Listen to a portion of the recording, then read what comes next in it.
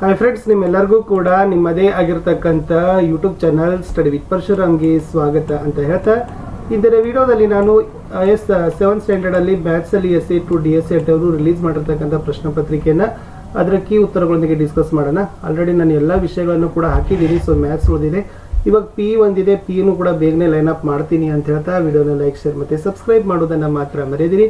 So ಇಷ್ಟೇ ಅಲ್ಲದೆ ನಿಮಗೆ ಪ್ರಾಕ್ಟೀಸ್ ಪೇಪರ್ ಅಂತಾನು ಕೂಡ ಹಾಕ್ತಾ ಇದ್ದೀವಿ, ಮತ್ತು ಇವಲ್ಲದೆ ನಾವುಗಳು ಕೂಡ ಪ್ರಿಪೇರ್ ಮಾಡಿದ್ದೀವಿ. ಅವುಗಳನ್ನು ಸಹಿತ ನೋಡಿದರೆ ಖಂಡಿತವಾಗಿ ಒಳ್ಳೆಯ ಅಂಕಗಳು ನಿಮಗೆ ಸಿಗ್ತವೆ. ಫಸ್ಟ್ ಮೇನ್ಸಲ್ಲಿ ಬಹು ಆಯ್ಕೆ ಪ್ರಶ್ನೆ ಇತ್ತು. 2/3 ಇದನ್ನು ಅನುಪಾತದಲ್ಲಿ ಬರೆದಾಗ ಏನಾಗ್ತದೆ ಅಂತ ಕೇಳಿದ್ದಾರೆ. ಸೊ 2/3 ಇದರಲ್ಲಿ ಅನುಪಾತದಲ್ಲಿ ಬರೆದಾಗ 2:3 ಅಂತಕ್ಕಂಥದ್ದು ಸರಿಯಾದ ಉತ್ತರವನ್ನು ನೀವು ಕೊಡಬೇಕು. ನೆಕ್ಸ್ಟ್ ಒನ್, ವ್ಯುತ್ಕ್ರಮವಲ್ಲದ ಭಾಗಲಬ್ಧ ಸಂಖ್ಯೆ ಯಾವುದು ಅಂತ ಕೇಳಿದ್ದಾರೆ. -1, 0, 3/5, D1 ಅಂದಿದೆ. ವ್ಯುತ್ಕ್ರಮ ಇಲ್ಲ ಅಂತಂದರೆ ಅದೇನಾಗ್ತದಪ್ಪ ಅಂದ್ರೆ option B 0 is the right answer ಬರಬೇಕು. ಅದಕ್ಕೆ ನಿಮಗೆ 1 ಮಾರ್ಕರ್ ಇದೆ. ಓಕೆನಾ.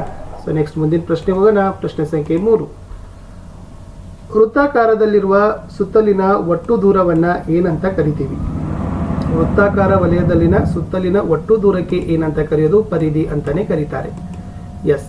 ಘಾತ ಸಂಖ್ಯೆ 5/2ರಲ್ಲಿ ಘಾತ ಸೂಚಿ ಯಾವುದು ಅಂತ ಕೇಳಿದ್ದಾರೆ. ಸೊ 2 ಅನ್ನೋದು ಘಾತ ಸೂಚಿ, 5 ಅನ್ನೋದು ಆಧಾರ ಸಂಖ್ಯೆ, ನಿಮ್ಮೆಲ್ಲರಿಗೂ ಕೂಡ ಗೊತ್ತೇ ಇದೆ.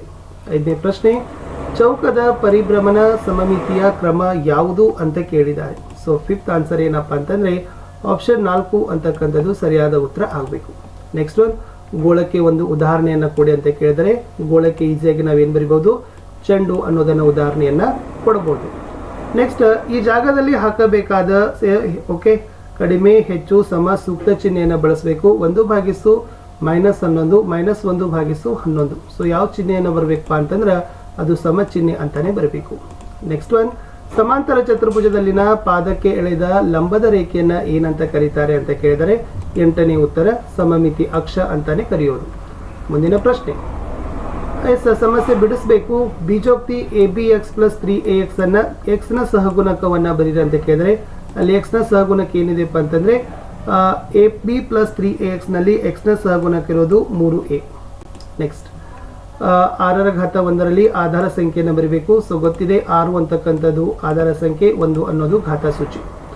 ಇನ್ನು ಇಂಗ್ಲಿಷ್ ಅಕ್ಷರದ C ನಲ್ಲಿರುವ ಪರಿಭ್ರಮಣ ಸಮಮಿತಿಯ ಕ್ರಮ ಎಷ್ಟು ಅಂತ ಕೇಳಿದ್ದಾರೆ. ಸೊ 11ನೇಯ ಉತ್ತರ 1 ಅಂತಕ್ಕಂಥದ್ದು ಇತ್ತು. ಲಾಸ್ಟ್ 12 ಇದೆ. ಆಯತ ಘನದಲ್ಲಿರುವ ಮುಖಗಳ ಸಂಖ್ಯೆ ಎಷ್ಟು ಅಂತ ಕೇಳಿದ್ದಾರೆ. ಸೊ ಆಯತ ಘನದಲ್ಲಿ ಎಷ್ಟು ಮುಖಗಳಿದಾವೆ ಅಂತ ಕೇಳಿದ್ದಾರೆ. ಸೊ 12ನೇ ಉತ್ತರ ಏನಾಗ್ತದೆ ಅಂದ್ರೆ ಆಪ್ಷನ್ 6 ಅಂತಕ್ಕಂಥದ್ದು ಸರಿ ಇದೆ. ಇನ್ನು 2 ಮಾರ್ಕರ್ ಕ್ವಶನ್ಗೆ ಬರ್ತೀನಿ. ಕೆಳಗಿನವುಗಳಲ್ಲಿ ಏನು ಮಾಡಿದಾರಪ್ಪ ಅಂತಂದರೆ ಸಜಾತಿ ಮತ್ತು ಸಜಾತಿ ಪದಗಳನ್ನು ಗುರುತಿಸಿ ಬರಿಬೇಕಾಗಿತ್ತು. ಅದ್ರಲ್ಲಿ ಏನೆಲ್ಲ ಕೊಟ್ಟಿದ್ದಾರೆ ಅಂದರೆ ನೋಡಿ, 5N ಅದ, 8A, 9A, 3N, 19N. So ಎಲ್ಲ ಒಂದು ಕಡೆ ಬರಿಬೇಕು. 5N, 3N, 19N, last 8A, 9A. ಈ ಥರ ಸಜಾತಿ ಪದಗಳನ್ನು ನೀವು ಏನು ಮಾಡಬೇಕಾಗಿತ್ತಪ್ಪ ಅಂದರೆ ಬರಿಬೇಕು. ಮುಂದಿನ ಪ್ರಶ್ನೆ, ಎಸ್. ಲಂಬ ಸಮಮಿತಿ ಅಕ್ಷವನ್ನು ಹೊಂದಿರುವ ಇಂಗ್ಲಿಷ್ ವರ್ಣಮಾಲೆಯ 4 ಅಕ್ಷರಗಳನ್ನು ಬರೀರಿ ಅಂತ ಕೇಳಿದ್ದಾರೆ. ಸೊ ಲಂಬ ಇರಬೇಕು. ABOHI ಅನ್ನೋದನ್ನು ನೀವೇನು ಮಾಡ್ಬೋದು? ಬರಿಬಹುದು. ಮುಂದಿನ ಪ್ರಶ್ನೆ 15. 20% 10 ಲೀಟರ್ ಎಂದರೆ ಎಷ್ಟು ಕಂಡುಹಿಡಿಯಿರಿ ಅಂತ ಕೇಳಿದ್ದಾರೆ. Very simple. 20% ಗುಣಿಸು 10 ಮಾಡ್ರಿ. ಅವಾಗ 20/100 ಇಂಟು 10. ಅವಾಗ ಏನಾಗ್ತದಪ್ಪ ಅಂದ್ರೆ ಈ ಜೀರೋ ಹೋಗ್ತದೆ. ಸೊ ಉಳಿದಿದ್ದು 2/10 ಗುಂಡ್ಲಿ 10. ಅವಾಗ ಏನಾಗ್ತದಪ್ಪ ಅಂದ್ರೆ ಇದು 10 ಹೋಗ್ತದೆ, ಇದು ಹೋಗ್ತದೆ, 2 ಆಗ್ತದೆ. ಇಟ್ ಮೀನ್ಸ್ 2 ಲೀಟರ್ ಅಂತಿದ್ರ ಅರ್ಥ ಆಗ್ತದೆ. ಓಕೆನಾ. 2I. ಇನ್ನು 128/-64 ಆದರ್ಶ ರೂಪದಲ್ಲಿ ಬರೀರಿ ಅಂತ ಕೇಳಿದ್ದಾರೆ. 16ನೇ ಉತ್ತರ. ಸೊ ಅದನ್ನೇನು ಮಾಡಬೇಕು? 128/64 ತಗೊಳ್ರಿ. ಅವಾಗ ನೀವು ಏನು ಬರಿಬೇಕು? -128/64 ಗುಣಿಸು 16/16. ಅವಾಗ ಏನಾಗ್ತದಪ್ಪ ಅಂದರೆ -8/4. ಮತ್ತೆ ಇದನ್ನು -8/4 ಭಾಗಾಕಾರ ಹಾಕಿ 4/4 ಮಾಡಿದರೆ -2/1 ಅಂತಕ್ಕಂಥ ಉತ್ತರ ನಿಮ್ಮದು ಬರಬೇಕು. 12 x ರ ಘಾತ 2 y ರ ಘಾತ 2 ಅಪವರ್ತನದ ವೃಕ್ಷ ರಚಿಸ್ರಿ ಅಂತ 17ನೇ ಪ್ರಶ್ನೆ ಇತ್ತು. ಸೊ ಈ ಥರನಾಗಿರ್ತಕ್ಕಂಥ ಅಪವರ್ತನ ವೃಕ್ಷ ಬರ್ತದೆ. 12x² y², ಈ ಕಡೆ 12x² y². 12 ಅಂದರೆ 6, 2 x² ಅಂದರೆ xx, y² ಅಂದರೆ yy. ಈ 6 ಮತ್ತೆ 2, 3 ಅನ್ನೋದನ್ನು ನೀವು ಏನು ಮಾಡ್ಬೋದು? ಅಪವರ್ತನ ನಕ್ಷೆಯಲ್ಲಿ ಈ ಥರ ಅದನ್ನು ನೀವು ತೋರಿಸ್ಬೋದು. ಇನ್ನು 6 ರ ಘಾತ 0 ಗುಣಿಸು 4 ರ ಘಾತ 3 ಸುಲಭ ರೂಪಕ್ಕೆ ತನ್ನಿ ಅಂತ ಕೇಳಿದ್ದಾರೆ. ವೆರಿ ಈಸಿ ಅದ. 6 ರ ಘಾತ 0 ಅಂದರೆ 1, 4 ರ ಘಾತ 3. ಓಕೆನಾ. ಅವಾಗ ಇದು 1 ಬರ್ತದೆ. ಆಮೇಲೆ ಇಂತೂ 4ರ ಘಾತ 3, 4ನ್ನ 3 ಸರಿ ಗುಣಿಸಬೇಕು. 4 4 16, 16 64. So 64 is the right answer. 19ನೇ ಪ್ರಶ್ನೆ, ಸಮಮಿತಿ ರೇಖೆಗಳನ್ನು ಹೊಂದಿರುವ 2 ಆಕೃತಿಗಳನ್ನು ಬರೀರಿ ಅಂತ ಕೇಳಿದ್ದಾರೆ. ಸೊ ವೆರಿ ಈಸಿ ಇತ್ತು. ಸಮಮಿತಿ ಯಾವುದಪ್ಪ ಅಂದ್ರೆ, ಸೊ ಇದು ಸಮಮಿತಿ ಹೊಂದಿರತಕ್ಕಂಥ ಆಕೃತಿಗಳನ್ನ ನಂತರ ನಾವೇನು ಮಾಡ್ಬೋದಪ್ಪ ಅಂದರೆ ಬರೆದ್ರೆ ಅಂಕಗಳನ್ನು ನಿಮಗೆ ಕಂಪ್ಲೀಟ್ ಆಗಿ ಕೊಡ್ತಾರೆ. ಎಸ್, ಇದರಲ್ಲಿ ಘನ ವಸ್ತುಗಳನ್ನು ಹೆಸರಿಸಿ ಅಂತ ಕೇಳಿದ್ದಾರೆ. ಸೊ ಕೊಟ್ಟವುಗಳಲ್ಲಿ ಯಾವೆಲ್ಲ ಘನ ಇದ್ದಾವೆ ಅಂತ ಕೇಳಿದ್ದಾರೆ.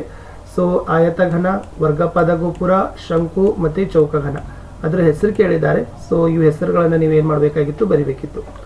21ಗೆ ಬರೋಣ. ಒಂದು ತರಗತಿಯಲ್ಲಿ ಒಟ್ಟು 50 ವಿದ್ಯಾರ್ಥಿಗಳಿದ್ದಾರೆ. ಅವರಲ್ಲಿ 2/5ರಷ್ಟು ಹುಡುಗಿಯರು ಇದ್ದಾರೆ. ಹಾಗಾದರೆ ತರಗತಿಯಲ್ಲಿ ಇರ್ತಕ್ಕಂಥ ಹುಡುಗರ ಸಂಖ್ಯೆ ಎಷ್ಟು? ಸೊ ಬರ್ಕೊಡ್ರಿ. ಒಟ್ಟು ವಿದ್ಯಾರ್ಥಿಗಳ ಸಂಖ್ಯೆ 50, ಹುಡುಗಿಯರ ಸಂಖ್ಯೆ 2/5 ಗುಣಿಸು 20 ಅಂದರೆ 2 ಗುಣಿಸು 10 ಅಂದರೆ 25. ಹುಡುಗರ ಸಂಖ್ಯೆ 50 - 20 ಅಂದರೆ 30. ಸೊ ದಟ್ ಫಾರ್ ಹುಡುಗರ ಸಂಖ್ಯೆ ಇಸ್ 30. ಇನ್ನು ಕೊಟ್ಟಿರ್ತಕ್ಕಂಥ ಚೌಕ ನೋಡ್ಕೊಡ್ರಿ. ಈ ಕೆಳಗಡೆ ನೀಡುವ ಚಿತ್ರವನ್ನು ರಚಿಸಿ ಅದರಲ್ಲಿ ಒಂದು ಕರ್ಣವನ್ನು ಎಳೆಯಿರಿ. ನಂತರ ಕೆಲವು ಭಾಗಗಳನ್ನು ಛಾಯಾಕರಿಸಿ ಸಮಮಿತಿ ಆಕೃತಿಯನ್ನಾಗಿ ಮಾಡಿ ಅಂತ ಇದೆ ನಿಮ್ಮ LBAದಲ್ಲಿರ್ತಕ್ಕಂಥ ಪ್ರಶ್ನೆ. ಸೊ ಈ ತರನಾಗಿ ನೀವೇನು ಮಾಡಬೇಕು, ಅವುಗಳನ್ನು ಛಾಯೀಕೃತ ಮಾಡಬೇಕು, ಶೇಡ್ ಮಾಡಬೇಕು. ಆಮೇಲೆ ಒಂದು ಕರ್ಣವನ್ನು ಎಳೆದಾಗ ಅದು ಸಮಮಿತಿ ಆಗಬೇಕು.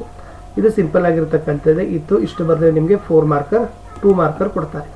4 ಮಾರ್ಕರ್ ಇತ್ತು. ಒಂದು ಮೊತ್ತಕ್ಕೆ 3 ವರ್ಷಗಳಿಗೆ 5ರಷ್ಟು ಬಡ್ಡಿಯ ದರದಲ್ಲಿ ರೂಪಾಯಿ 450 ಬಡ್ಡಿ ದೊರೆಯುವ ಮೊತ್ತವನ್ನು ಕಂಡುಹಿಡಿಯಿರಿ ಅಂತ ಕೇಳಿದ್ದಾರೆ. So it's a very easy ಇದೆ. ಸೊ ಅವರು ಅದರಲ್ಲಿ ಅದನ್ನು ರಫ್ ಆಗಿ ಹಾಕಿದ್ದಾರೆ. ಸೊ ನೀವುಗಳನ್ನು ನೋಡ್ಕೊಡ್ರಿ. I = PRT / 100 ಬರ್ತದೆ. P 3000 ಅದ. ಆಮೇಲೆ A ಕಂಡುಹಿಡಿದಿದ್ದಾರೆ 3450 ಅನ್ನೋದನ್ನು ನೀವೇನು ಮಾಡಬೇಕಾಗಿತ್ತು, ಬರೀಬೇಕು. P 3000, A 3450. ಸೊ ಅದನ್ನು ನೀಟಾಗಿ ನೀವುಗಳು ಕೂಡ ಪ್ರಾಕ್ಟೀಸ್ ಮಾಡಿದರೆ ಗೊತ್ತಾಗ್ತದೆ. 5 ಸೆಂಟಿಮೀಟರ್ ವೃತ್ತದ ತ್ರಿಜ್ಯವನ್ನು ರಚಿಸ್ರಿ. ಕೇಂದ್ರ O, ತ್ರಿಜ್ಯ OA ಮತ್ತು ವ್ಯಾಸ ABಗಳನ್ನು ಗುರುತಿಸ್ರಿ. ಇದನ್ನು ಪ್ರಾಕ್ಟೀಸ್ ಮಾಡ್ಕೊಂಡೋಗಿ. ಇದೇ ನಿಮಗೆ ಬರ್ತಕ್ಕಂಥದ್ದು. ಓಕೆನಾ? ಈ ಥರ ವೃತ್ತವನ್ನು ನೀವೇನು ಮಾಡಬೇಕು, ಎಳಿಸ್ಬೇಕು. ಅದು ಹೇಳ್ಬೇಕು. ನಡುವೆ ಇರ್ತಕ್ಕಂಥದ್ದು 0 ಕೇಂದ್ರ ಅದ. ಓಕೆನಾ? OA ಅಂತಕ್ಕಂಥದ್ದು ಇದೇನದ, ಇಷ್ಟು ತ್ರಿಜ್ಯ ಅದ. ಆಮೇಲೆ AB ಅಂತಕ್ಕಂಥದ್ದು ಇದರಿಂದ ಇದೇನದ, ಅದು ಜ ಅದ. ಓಕೆನಾ? ಸೊ ಇಷ್ಟು ನಿಮಗೆ ಮಾಡಿದರೆ ನಿಮಗೆ ಕಂಪ್ಲೀಟ್ ಆಗಿರ್ತಕ್ಕಂಥ 4 ಮಾರ್ಕರನ್ನು ಕೊಡ್ತಿದ್ರು. ಇದು 7th ಸ್ಟ್ಯಾಂಡರ್ಡಲ್ಲಿ ಇರ್ತಕ್ಕಂಥ DSCRT ಅವರು ರಿಲೀಸ್ ಮಾಡಿರ್ತಕ್ಕಂಥ ಕ್ವಶನ್ ಪೇಪರ್ ಇತ್ತು ಫ್ರೆಂಡ್ಸ್. ಸೊ ನಾನು ಕೂಡ ನಿಮಗೆ ವಿಡಿಯೋಗಳನ್ನು ಕೊಡ್ತೀನಿ. ಸ್ವಲ್ಪ ಮತ್ತೆ ಪ್ರಾಕ್ಟೀಸ್ ಕ್ವಶನ್ ಪೇಪರ್ ಅದೆಲ್ಲ ಬರ್ತವೆ. ಅವುಗಳನ್ನು ಕಡ್ಡಾಯವಾಗಿ ನೋಡಿದರೆ ಖಂಡಿತವಾಗಿ ನಿಮಗೆ ಅಂಕಗಳು ಸಿಗ್ತವೆ. ಓಕೆನಾ? ಆಲ್ರೆಡಿ 7th ಎಲ್ಲ ಕ್ವಶನ್ಸ್ ಪೇಪರ್ಸ್ಗಳನ್ನು ಹಾಕಿದ್ದೀವಿ. ಸೊ ಅವುಗಳನ್ನು ಪ್ರಾಕ್ಟೀಸ್ ಮಾಡಿ. ಮತ್ತು ಇವಾಗ ನಿಮಗೆ ಮಾಡೆಲ್ ಕ್ವಶನ್ ಪೇಪರ್ಗಳನ್ನು ಕೂಡ ಕೊಡ್ತೀವಿ. ಓಕೆನಾ? ಪ್ರಾಕ್ಟೀಸ್ ಪೇಪರ್ಸ್ ಅಂತ ನಾವೇ ರೆಡಿ ಮಾಡಿರ್ತಕ್ಕಂಥದ್ದು. ಅದರಿಂದನೂ ಕೂಡ ನೀವು ಚೆನ್ನಾಗಿ ಅಂಕಗಳನ್ನು ಗಳಿಸ್ತೀರಿ ಅಂತ ಹೇಳ್ತಾ, ಸೊ ತಾವೆಲ್ಲರೂ ಕೂಡ ವಿಡಿಯೋವನ್ನು ವಾಚ್ ಮಾಡ್ತೀರಿ. ಬಟ್ ಲೈಕು ಶೇರ್ಗಳನ್ನು ಮಾಡಬೇಕು. ಲೈಕ್ ಶೇರ್ ಮಾಡೋದನ್ನು ಮಾತ್ರ ಮರೆಯದಿರಿ ಅಂತ ಮತ್ತೊಮ್ಮೆ ಹೇಳ್ತಾ ಈ ವಿಡಿಯೋನ ಮುಗಿಸ್ತೀನಿ. ಅಂಟಿಲ್ ಟೇಕ್ ಕೇರ್, ಬಾಯ್.